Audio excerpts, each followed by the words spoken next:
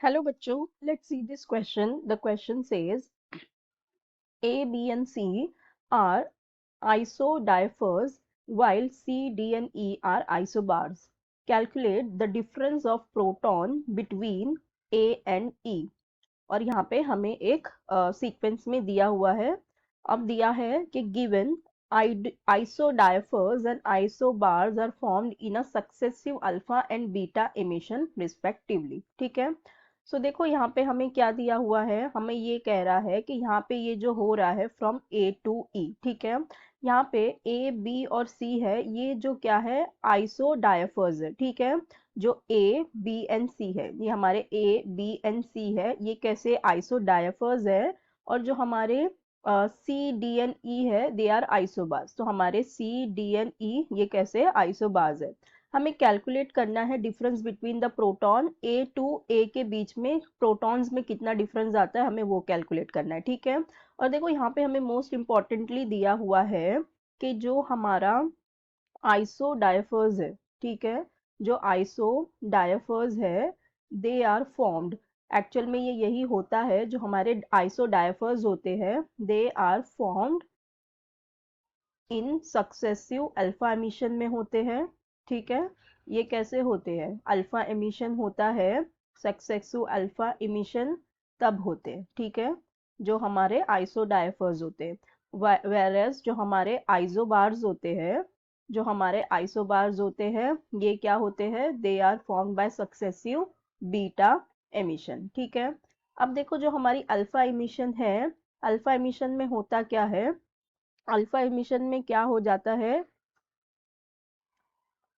Alpha emission में क्या हो जाता है कि जो हमारा जैसे कि हमारे पास कोई एक ए है, ये है इसका इसके पास है ए, कह लो कि ये हो गया मास नंबर और ये जेड हो गया एटॉमिक नंबर। ठीक है, सो ये जब अल्फा एमिशन में होता है तो ये क्या करता है, ये हो जाता है A-4 और ये हो जाता है Z-2। ठीक है, सो इसका मतलब यहाँ पे जो मास है उसमें से 4 कम हो जाता है और जो एटॉमिक नंबर है उसमें से 2 कम हो जाता है। ठीक है, और जो हमारा बीटा होता है, बीटा एमिशन, बीटा एमिशन में क्या होता है, ऐसे ही लिख देते हैं डायरेक्ट, बीटा एमिशन में क्या होता है, मास में कोई फर्क नहीं आता, वो होता है 0 का 0 और यहाँ पे कितना हो जाता है, ये हो जाता है +1। ठीक है, यहाँ पे +1 करते हैं। ठीक है, सो अब देखो हमारी ये जो सीक्वेंस दी हुई है हम इसे कंप्लीट करते हैं, हम इसे करके देखते हैं।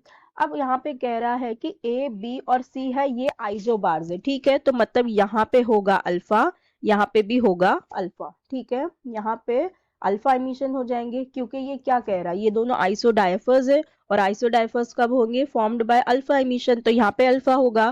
फिर सी डी और ई को आइसोबार्स कह रहा है तो आइसोबार्स में बीटा एमिशन होगा, तो मतलब यहाँ बी सी से डी में अल्फा बीटा एमिशन होगा और डी से ई में बीटा एमिशन होगा। ठीक है, अब हमारी इस इक्वेशन को लिख के देखते हैं।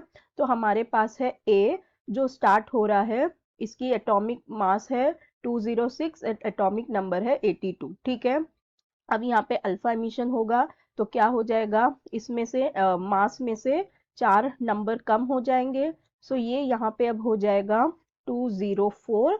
ठीक है, ये हो जाए, सॉरी 202 होगा ना, -4 करना है, तो ये यहाँ पे हो जाएगा 202 और ये हो जाएगा 80। ठीक है, फिर अगेन क्या होगा, अल्फा एमिशन होगा और अब ये बनाएगा अब ये बनाएगा 202 में से माइनस करो, ये हो जाएगा 198 और ये हो जाएगा 78। ठीक है, ये हो गए अल्फा एमिशन।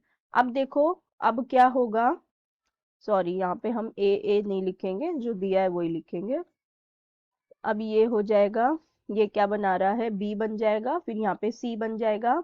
अब देखो सी से डी में क्या हो रहा है, बीटा एमिशन, तो अब यहाँ पे होगा बीटा एमिशन और ये बनाएगा डी।